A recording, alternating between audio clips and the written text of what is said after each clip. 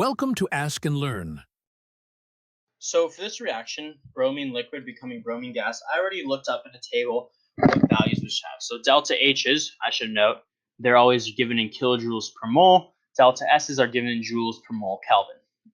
And so in order to figure out the delta S's and delta H's for the reaction as a whole, we always use this saying, products minus reactants. And so what that means in practice is, for example, delta H, we're going to take the value of the products, delta H, 30.9, minus the delta H of the reaction, or of the reactant, is 0. So we have 30.9 kilojoules per mole as the overall delta H for the reaction.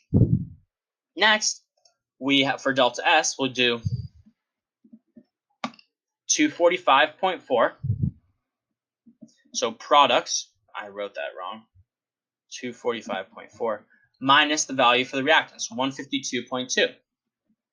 And so that gives us our value for delta S, which is 93.15 joules per mole Kelvin. And now we're going to use this information with this equation. Delta G equals delta H minus T delta S.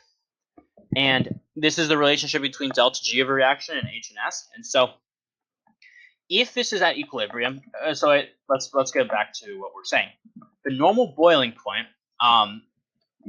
is the state where delta G is going to be equal to 0. In other words, at the normal boiling point, this reaction is exactly halfway from being a liquid to being a gas. And so we're looking for the temperature that with the delta H's and delta S's that we just found will make this 0. And so with this 0, we can solve to say delta H equals T delta S.